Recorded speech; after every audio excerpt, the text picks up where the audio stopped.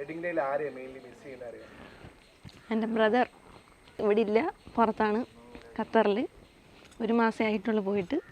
അതുകൊണ്ട് വരത്തില്ലെന്നാണ് പറഞ്ഞത്.